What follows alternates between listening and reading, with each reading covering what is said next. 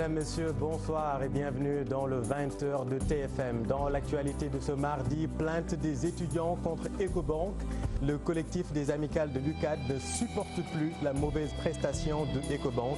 Beaucoup de manquements sont enregistrés selon ces étudiants, vous le verrez dans cette édition.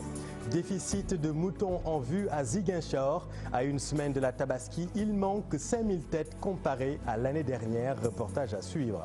Projet de la convention collective du secteur du pétrole, la CNTS-FC déplore le boycott du sous-secteur des transports d'hydrocarbures. Deux conventions dans un même secteur, c'est un non-sens selon eux. Plus de détails dans un instant. En sport, on connaît désormais la liste des 12 féroces lions pour l'afro-basket chez nous. Choix très difficile pour le sélectionneur Chersar, mais l'ossature du groupe sera présente. Et puis, nous serons en fin d'édition avec Mankeur Ndiaye, représentant spécial du secrétaire général de l'ONU en République centrafricaine. La paix dans cette région, l'actualité sénégalaise et la diplomatie de Sunugal, entre autres questions qui seront débattues tout à l'heure. Bienvenue dans cette édition.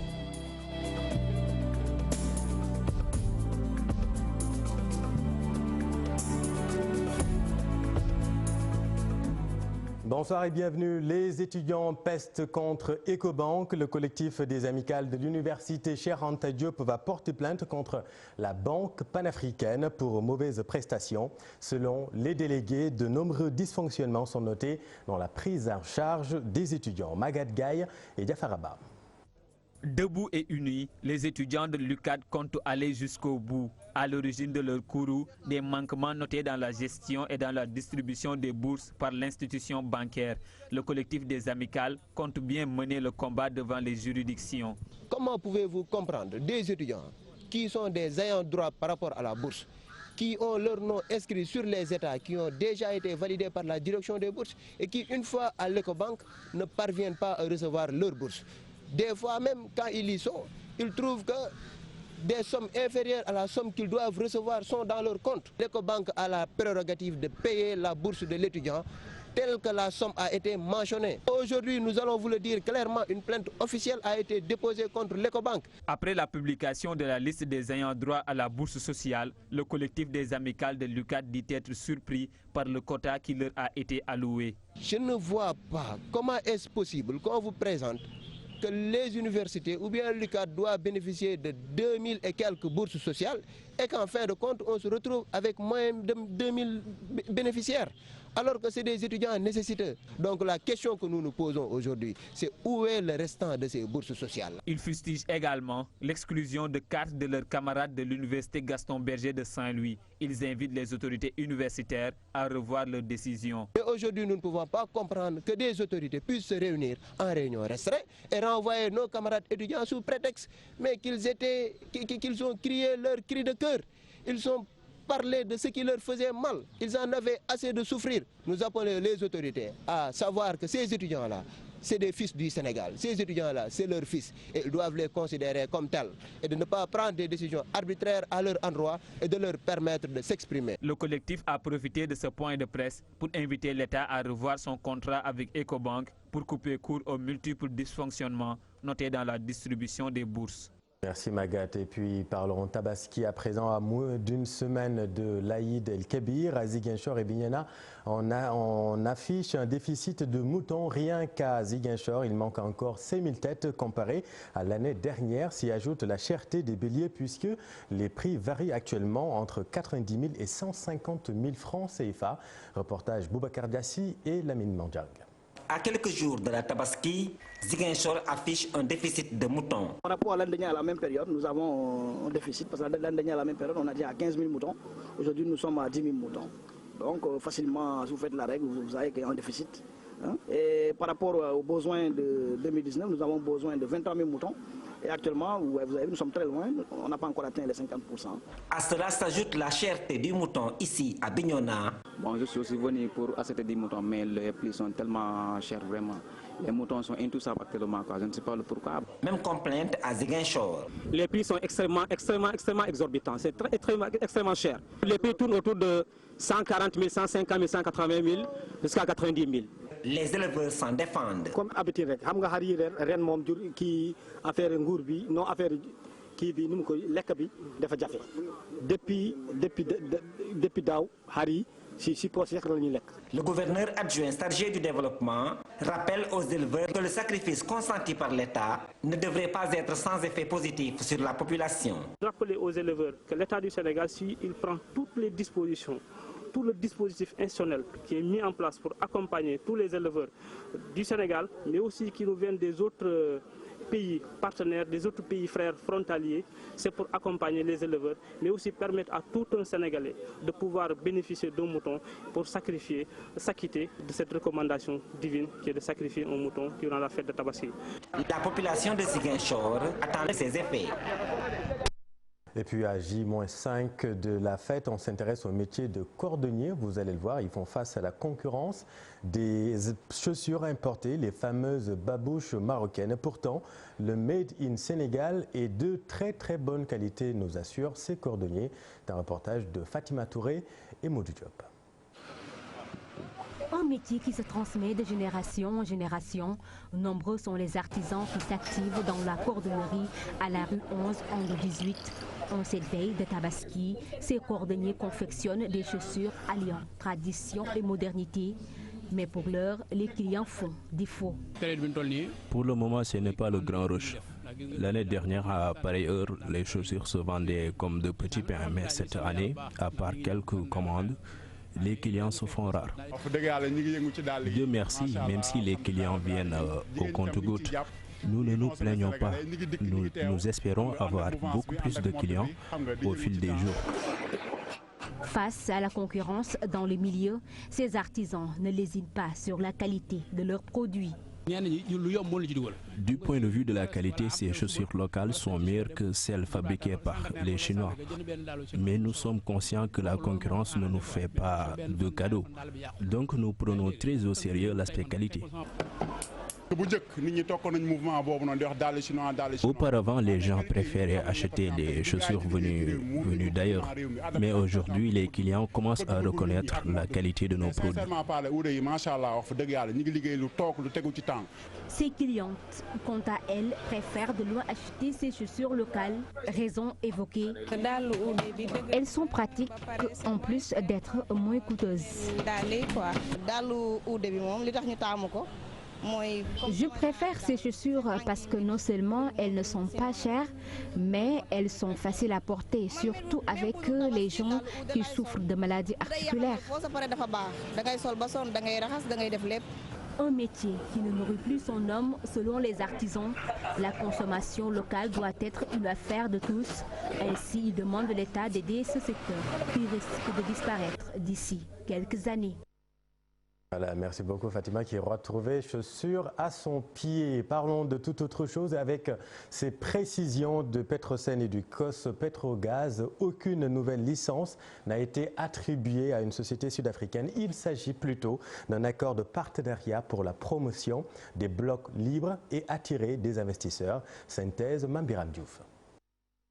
Dans un souci de clarté et de transparence, ce communiqué signé conjointement par le COS Petrogaz et Petrosen est une riposte à la vague de dénonciation de l'attribution de nouvelles licences de recherche d'hydrocarbures à une société sud-africaine par l'État du Sénégal, en l'occurrence l'agence de promotion Africa ON Power, laquelle structure d'ailleurs dirigée par le Camerounais Indjoy Ndjog Ayouk Eyong, avocat et opérateur en énergie, pense Moustapha Diakhaté, ne doit être liée par une quelconque convention avec Petrosen et COS Petrogaz. L'ancien chef de cabinet du président Macky Sall de demander l'ouverture d'une enquête pour éclairer cette affaire et au président Sall de décliner le prix homme de l'année que Africa Oil Power veut lui décerner.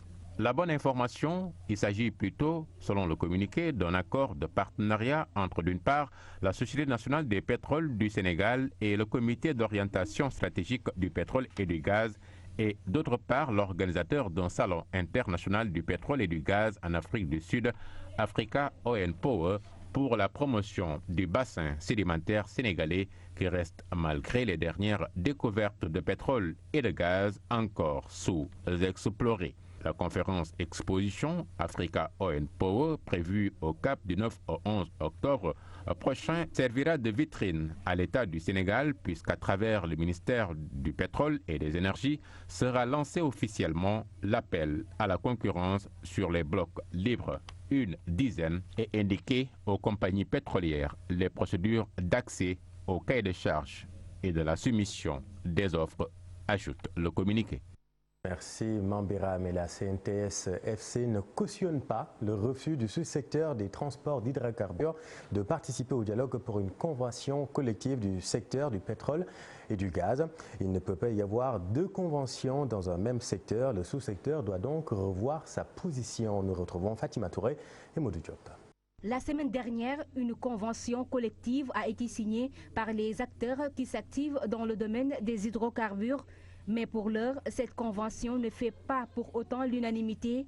Le sous-secteur des transports d'hydrocarbures accusé de violer le droit des travailleurs en refusant de rejoindre la convention. Le SNTPGS-FC et la CNTS Force du Changement, conscients des enjeux du moment, dans le secteur du pétrole et du gaz, ont développé toutes sortes d'initiatives allant dans le sens de pacifier davantage notre secteur d'activité.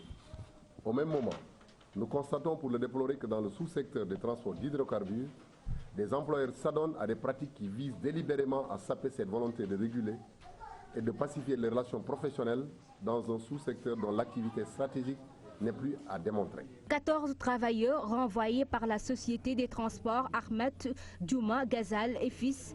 La CNTFC demande leur réinsertion immédiate. La violation permanente des droits des travailleurs est érigée en mode de gestion dans certaines entreprises. Nous ne pouvons manquer de citer la Société des transports Ahmed Djouma Ghazal et fils, qui vient de licencier 14 travailleurs au mépris de toutes les dispositions légales et réglementaires. Dans le cadre des négociations du projet de convention des sous-secteurs d'hydrocarbures, la partie patronale, après plusieurs séances de négociations, avait demandé un délai pour examiner les propositions de la partie travailleuse transmises depuis le 27 février 2019. Le syndicat menace de déposer un préavis de grève dans les prochains jours, ce pour exiger, dit-il, la cessation des violations que subissent les travailleurs. Nous tenons à dire aux autorités qu'il est grand temps qu'ils rappellent à l'ordre ces employeurs-là. S'ils ne le faisaient pas, dès la semaine prochaine, le syndicat du pétrole va déposer un préavis de grève, c'est clair. Le secteur des hydrocarbures est un et indivisible selon Cheikh Diop, que le sous-secteur du transport se le tienne pour dit. Aucun abus ou violation ne sera toléré. Ainsi, le retour à la table de négociation est souhaité afin de réguler ce secteur. Et restons justement toujours dans le secteur, la gestion des ressources gazières. Tel était le thème d'une conférence animée par des enseignants de droit à l'université Cheikh Anta Diop de Dakar. L'enseignant Patrice Samuel Aristide soutient que des efforts ont été fournis en ce qui concerne la législation au Sénégal, mais qu'il faut toutefois veiller à l'application des textes relatifs à la gestion des ressources gazières. Selon lui, les contrats liés au pétrole peuvent être renégociés si des clauses du genre y avaient été insérées. Compte rendu, Mohamed Lamine Diaye et Jafar Abba.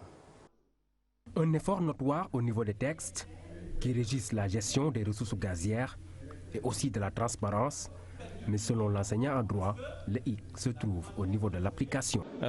C'est vrai que l'État a fait de gros efforts du point de vue des textes. Il y a eu plus de transparence du point de vue des textes, mais tout le souci tourne autour de l'application ou du contrôle de l'application des dits textes. Mais en termes d'efforts, beaucoup d'efforts ont été consentis. L'enseignant affirme que les contrats peuvent être revus si toutefois des clauses de renégociation avaient été intégrées. Si par exemple dans les contrats, il a été inséré des clauses de renégociation, le problème ne se pose pas.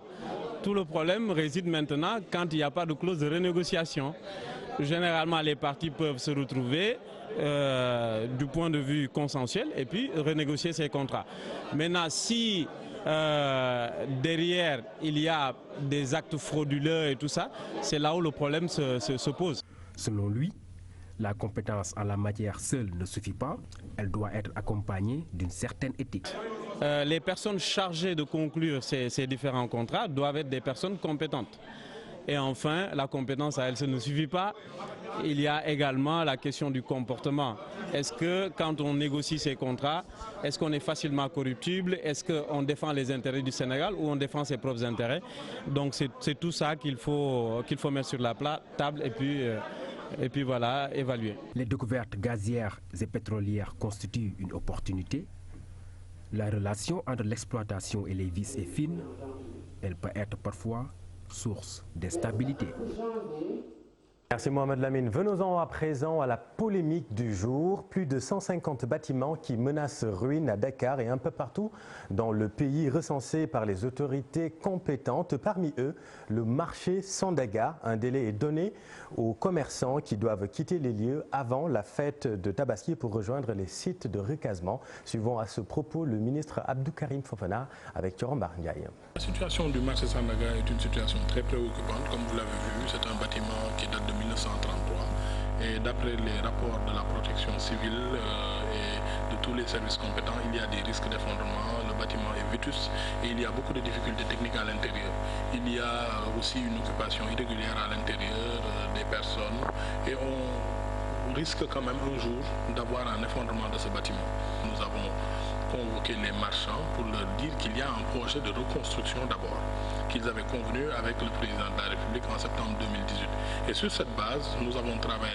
Et toutes nos excuses pour la qualité sonore de cet élément. En tout cas, les commerçants disent niet et menacent de déterrer la hache de guerre si le gouvernement ne réagit pas. L'association And Taxawu Sandaga ATS épingle également la municipalité de Dakar Plateau. La municipalité qui n'a pas voulu réagir pour le moment. C'est un reportage de Mohamed Samb et Ababakar Kamara. La démolition annoncée du centre commercial de Sandaga a provoqué l'ire des commerçants du marché. L'association And Taxawu Sandaga se désole de l'attitude des autorités. Comme d'habitude, les autorités nous ont habitués à nous placer toujours devant le fait accompli. Manière d'ajustement que nous ne cessons jamais de dénoncer et de déplorer. Une fois de plus, la charrue avant les bœufs. C'est ce qu'on constate aujourd'hui. Et le syndrome d'avant Tabaski, Dixit 2013, de gros souvenirs qui refont surface avec tout son lot de dégâts collatéraux. Ça nous donne l'impression d'une odeur de détournement d'objectifs. Pour le chargé de la communication des commerçants, la municipalité de Dakar Plateau veut leur jouer au mauvais tour. Et pendant que nous attendions, il semble qu'un complot avait été ourdi qui tendait à nous assassiner, à récupérer notre projet, et ça, je ne le cache pas, par le maire de la commune de Dakar Plateau. Et aujourd'hui, je lui lance un appel, que ça ne peut pas passer. Parce que s'il veut travailler pour nous, acteurs de Sandaga, il doit nous concerter. Les commerçants ne sont pas contre la réhabilitation du marché Sandaga. And Taxawu Sandaga de lever un coin du voile. Aucune discussion préalable avec les commerçants qui, au fait, ne veulent que la réhabilitation du marché Sandaga. Et depuis 6 ans, n'ont cessé de le crier partout. Donc nous voulons la réhabilitation du marché. C'est ce que nous crions depuis 6 ans. La cause principale du contentieux, la maquette proposée aux commerçants et qui en détenait une autre. Une rencontre entre les commerçants et le préfet de Dakar va se tenir ce mercredi pour statuer sur ce différend. Merci Mohamed. À Saint-Louis, 3 pêcheurs ont perdu la vie en 3 jours sur la Brèche. L'Union nationale de la pêche artisanale du Sénégal, UNAPAS, rappelle au gouvernement ses promesses de campagne après la mort de plus de 400 personnes, 400 pêcheurs sur la Brèche. Les mesures annoncées, tout comme l'arrivée des bateaux de dragage, toujours rien 6 mois après. Ousseynou Diop, Habib Sek. La mort des 3 pêcheurs guindariens sur la Brèche inquiète les acteurs de Saint-Louis. Depuis son ouverture en 2003, plus de 400 personnes ont été tuées à l'embouchure, une situation à laquelle les pêcheurs de la langue de Barbarie veulent mettre fin. Et pour cela, ils rappellent au gouvernement ses promesses de campagne. Novembre, marché boo ñu defoon nañ ko ci discipline Nous avions organisé une marche le 3 novembre dernier. L'État avait promis de régler le problème de la brèche, mais rien n'a été fait. Le ministre Oumar Gueye avait également promis que les travaux allaient démarrer au mois de janvier, plus précisément le 22. Depuis le dernier remaniement, nous n'avons aucune information. C'est ce qui nous fait mal. Et pourtant, chaque jour, les pêcheurs de Saint-Louis perdent la vie dans la brèche. Les pêcheurs de Saint-Louis ne sont pas du tout contents de l'attitude du gouvernement qui avait annoncé le démarrage des travaux pour un coût global de 15 milliards de francs CFA. Mais depuis lors, la situation est toujours la même. Chaque jour, on enregistre des morts sur l'embouchure. C'est difficile à digérer. Nous avons aussi constaté que l'État n'a rien fait et chaque jour, les pêcheurs perdent la vie. Pour nous, l'État ne veut pas protéger les pêcheurs de Guet-Ndar. L'État avait envoyé des bateaux pour le balisage et le dragage de la brèche. Mais c'était tout simplement pour endormir les pêcheurs. Il n'y a plus de bateaux et nous n'avons plus d'interlocuteurs. La mort des 3 pêcheurs de la Langue de Barbarie pose le débat sur l'urgence à régler définitivement le problème du balisage et du dragage de l'embouchure. Depuis son ouverture en 2003, plus de 400 pêcheurs ont été emportés par la brèche. L'Union nationale de la pêche artisanale sonne l'alerte et invite les autorités gouvernementales à entamer dans l'urgence les travaux. Le président de la République est décidé à rationaliser les dépenses publiques. Vous avez suivi sa sortie au vitriol contre l'administration. Parmi les mesures fortes, le PRODAC et l'ANPEJ seront intégrés au sein de la DER. Pouvait-on lire dans la presse de ce matin une mesure de rationalisation qu'approuvent certaines populations. Maguette Souare Diallo et Pape Sangone Mbaye. 307 milliards de francs CFA dépensés en achat de véhicules de 2012 à nos jours. 17 milliards de francs CFA de factures téléphoniques. Le train de vie dispendieux de l'administration sénégalaise a alerté le chef de l'État, une prise de conscience saluée par les Sénégalais. Le président a raison, mais c'est des choses qu'il faut véritablement éradiquer. Effectivement, le coût est très élevé, puisqu'il y a des priorités dans cette ville-là et dans ce pays. Parce que quand on veut améliorer le vécu des Sénégalais, il faudrait qu'on se consacre entièrement sur les besoins des Sénégalais. Vraiment, c'est intéressant. Comme vous l'avez tantôt dit, le président a jugé nécessaire de vouloir diminuer tous les coûts dans la téléphonie et ainsi l'administration avec les voitures. Je trouve que vraiment c'est normal. Bâtir une véritable administration, les mots du président Macky Sall, des mesures à appliquer en toute fermeté. Que ça soit appliqué quoi, parce que il est bon de dire de belles choses comme ça, là, les gens sont contents, la population dit ah oui c'est bon. Mais quant à l'application, ça reste à désirer quoi. C'est pourquoi les gens sont souvent sceptiques, n'est-ce pas, par rapport à ces arguments. Non, des mesures draconiennes d'ailleurs, parce que là vraiment il faudrait amener les Sénégalais à mieux travailler et à mieux avoir le sens du patriotisme. Et il est temps vraiment que les gens essaient de voir, que ce soit dans l'administration, commencer par le gouvernement, des politiques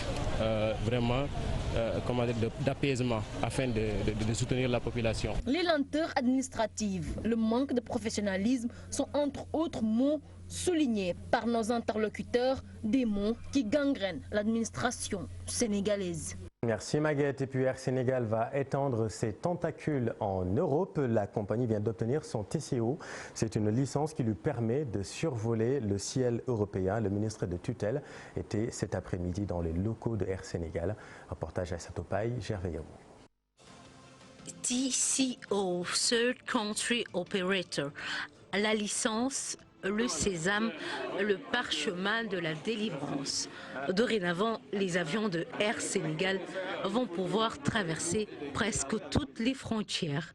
La licence arrive à bonne heure. Le TCO, c'est le certificat qui nous permet, nous, Air Sénégal, d'atterrir, de survoler dans le ciel européen et d'atterrir sur nos destinations européennes. Nous avons pu obtenir et travailler sur le sujet d'arrache-pied. Si le Sénégal, après une année d'existence de sa compagnie nationale, a réussi la prouesse d'être agréé par l'EASA au niveau de son TCO, nous devons le saluer à sa juste titre et vraiment saluer l'ensemble des équipes de Air Sénégal qui ont permis ce résultat. Pas seulement une licence, mais aussi d'autres avantages dans certains secteurs. La certification TCO procure des avantages que le directeur général ne peut pas dire, mais que moi je veux dire. Air Sénégal a montré que vous respectez les plus hautes normes de qualité. Mais cela veut dire simplement que vous rassurez la clientèle. Aujourd'hui, le client qui prend une compagnie doit savoir que Air Sénégal satisfait aux exigences des contrôles les plus rigoureux au monde. Et donc je crois que c'est un élément de satisfaction important. Mais également, sur l'image de l'entreprise, vous êtes au même pied d'égalité maintenant que les grosses compagnies. Malgré les réalisations, les défis demeurent. Air Sénégal doit jouer un rôle pivot dans le développement du secteur touristique, comme l'a dit tout à l'heure Monsieur le Président. Le secteur touristique sénégalais, aussi bien sur le plan national. C'est pourquoi j'insiste beaucoup, Monsieur le Directeur Général, sur la connectivité intérieure. Le gouvernement du Sénégal, sous l'instruction du chef de l'État, le président Macky Sall, a investi 200 milliards pour la reconstruction des aéroports régionaux. Nous devons également exploiter ce potentiel pour permettre justement à ce que nos compatriotes puissent également se déplacer dans des conditions améliorées.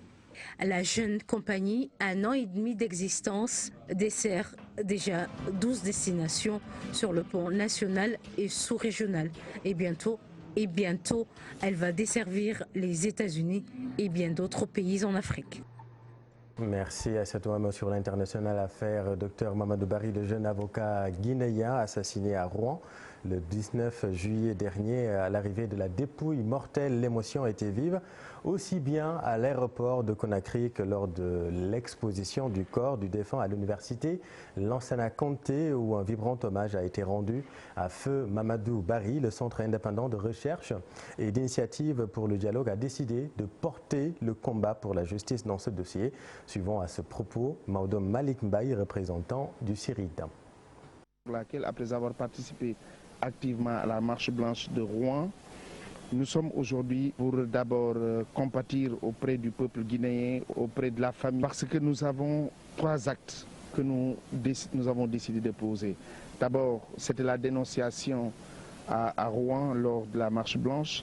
Ensuite, la mobilisation au maximum d'avocats d'origine africaine basés en France pour les inciter à se constituer gratuitement dans ce dossier-là pour la bonne cause. L'autre élément, c'est rédiger une pétition et notre objectif, c'est de la faire signer à au moins une quinzaine de chefs d'État africains pour pouvoir porter cette pétition au niveau du Conseil des droits de l'homme pour que ce crime négrophobe, il n'y a pas un autre mot pour le qualifier. C'est tellement gratuit que l'AFCADIO même n'aurait pas posé un tel acte sur un être humain. Et puis un mot de sport, la liste des 12 Lions du Sénégal pour les besoins de l'afro-basket féminin Dakar 2019. La continuité est l'option prise par le CELEC Sionneur. Tous les cadres seront au rendez-vous, au contraire de Mathilde Diop, Khadi Diang et Ndaï Cham Kamara, les recalés, Cher Sadibou Diarra et Ibrahim Khan.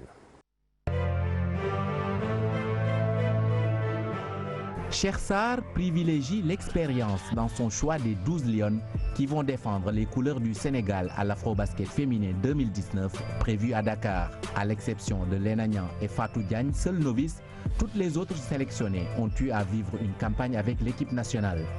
Au secteur de la MEN, on retrouve Bintou Diémé et Mam Jojo Diouf. Sur les postes d'arrière, postule Yassine Diop, Ndaï Sen.